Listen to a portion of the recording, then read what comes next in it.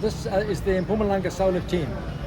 We've been getting together since 2010, and we used to organize an EV challenge around the Riverside Park parking lot every year for all the schools who had made electric vehicles. That was very, very responsive. We had lots of schools involved, and then of course COVID hit and that all fell to pieces. So the core of that team stayed behind, and we started building proper solar cars. And they built, first of all, the first car was called Solarflair, and that's what it looked like there. It was just a little solar panel with two wheels at the back and a single wheel in the front. And that entered the Sasol Solar Challenge in 2022 and managed to get to Cape Town. So it was a huge learning curve for everybody. When they came back, I bought the car from them and modified it and turned it into what we have here behind us. I put bigger motors on and a bigger battery and all sorts of things. So now it's changed its name to Carpe Diem. And we entered the solar challenge this year, and we beat 5 of the university teams from South Africa. We actually did more kilometers than them, and they had huge teams, some of them with 30 people on them. And us was just a small little team of 6 people with not a single even engineer on our team. So we were very, very proud of what our little car did. This car was a new car built by the Solarflair team that built the Solarflair 1, Solarflair 2. And this entered the Challenger class, which is the big boys who are actually going for kilometers on the challenge. And they did more kilometers than any other South African team. Any other African team, yeah. So, sorry, what is the specs on the vehicles? Let me give you a quick rundown. I have a 5 kilowatt battery in the front. It's just an ordinary lithium battery that normally, I'll open it and show you. It's that lithium battery in the front. That is a 5 kilowatt battery, the ones that you just put in your house. If you've got solar panels on your roof, that's normally the battery that's being charged. It's a very stable battery. It's not dangerous at all, and that's being charged by 4 square meters of solar panels. I ordered those from America, and they're much more efficient than the ones you can buy over the counter here. They're about 23.3% efficient. So they're giving me up to 800 watts at midday. But of course, as the sun goes down and clouds and anybody standing next to it, it drops immediately. So that's charging the battery, and from the battery, the power is coming to the motors. I've got 4 motors in here. Each wheel has a motor in the hub, and that's 1,500 watt motors in each wheel. These are the hub motors here. One of those in each wheel. And so that's how I got this one. I made this one so that I could drive up and down the hills here in Nelspruit. You know, we haven't got flat ground here like in the Northern Cape or most of the other towns in South Africa. And if I want to go and buy a loaf of bread, I need to be able to get up the Steltus Hill to get to the spa. So that's why I've got so much power in this. When we were traveling on the race, we had our feet hardly on the accelerator because we were controlling how much, we could see how much power was coming in from the panels and how much power was going out with the accelerator. And you've got to try and balance those two. It's no good putting your foot flat and doing 120 kilometers an hour and then your battery's flat in half an hour. And we had to try and keep going all day. So we've got to try and match the two up and keep going. We were doing maybe 50 kilometers an hour most of the time, which we found was just about what was coming in from our panels. Yeah. Tell us how you came about to think about starting this whole race or this project.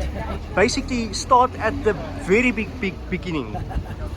I retired at COVID, and I've had a file of bucket list things that I wanted to do. But you know, when you're working for other people, you can't ever do anything for yourself. So as soon as I retired, I started flipping through the pages and doing different projects in my bucket list. And one of them was build a solar car. So a year ago when I got to that, I said, well, now we're going to get stuck into this, and I started asking around Nelspruit. I found Classy, who had built this car before, and got the whole thing up and running. I used Google a lot. I mean, I am not an electrician. I know nothing about electrics. I had to find out how to put this whole lot together and get it working. I didn't even pass matric at school, so you've got to do all this. Google is a great help. I think you can get a degree from Google. And so that's how I started.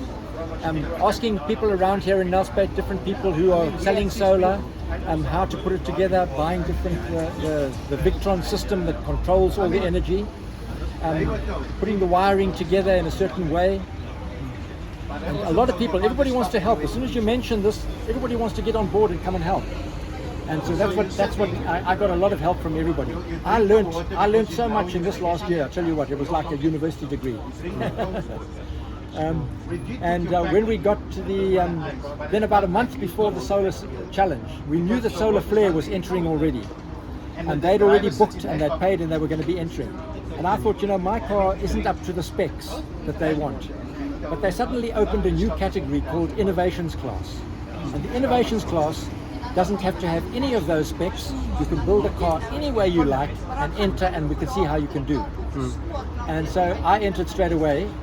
It was me, Liam, and I said to the Lord, yeah, I've entered now. You need to now help us. If this is what you want us to do, you've got to help. And sure enough, within a couple of days, 3 of the men from the Friday fellowship group volunteered to be on the team with us. And we got hold of Lucky in Gamagugu, and he started recruiting. He wanted to be one of the drivers, and he started recruiting drivers for us as well. And he recruited a chef for us who came with us all the way down to Cape Town and cooked our meals every day. So that was fantastic. And so within 2 weeks, I had a team of 7 people. And we were entering and we were going in the race. We were still the smallest team on the challenge.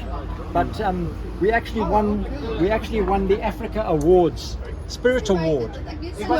We won the Africa Spirit Award for being the noisiest, loudest, and most enthusiastic team. So we were very proud of that.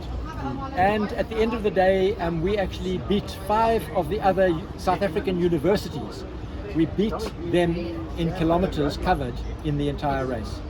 So here we are, an engineer on board, and we took on all these university students and we showed them how to do it. Yeah.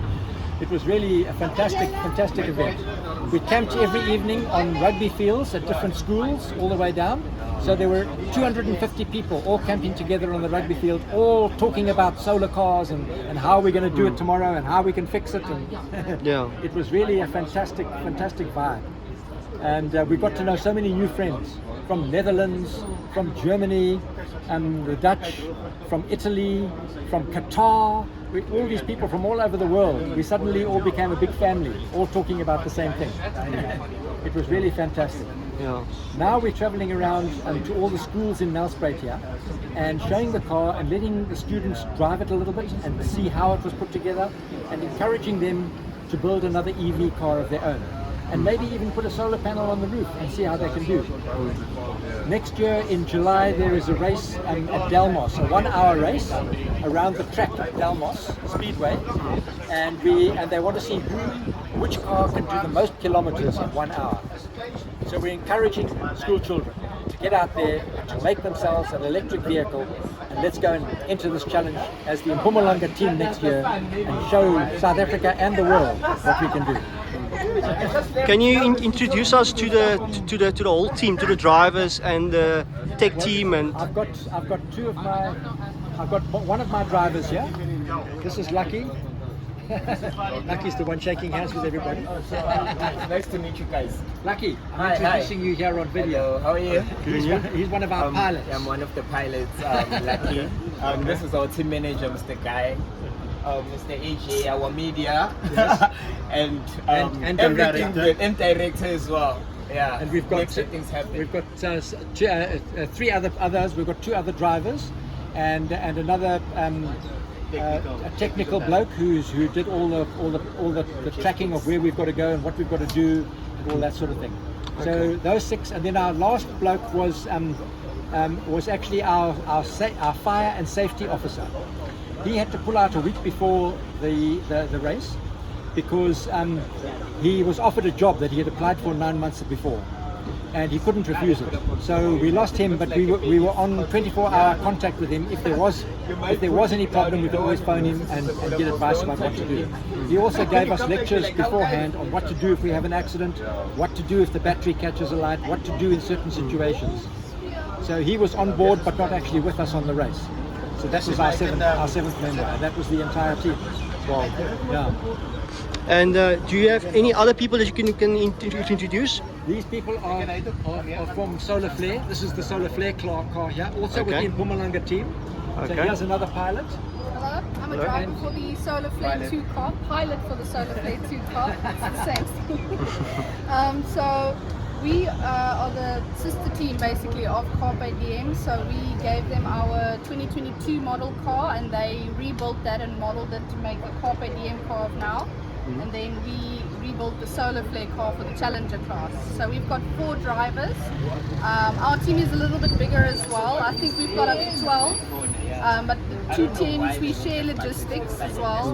There's a lot that we share because we are sister teams and we are some of the smaller teams in the Sasol Solar Challenge. But yeah, despite having very limited resources, we have done very well. We all outperformed our expectations. It was amazing. Wow. This car did the most mileage, the most kilometers of any African team. So they're the top car in Africa. Yeah. and the other cars, the 3 cars that beat them, all cost in the millions of rand.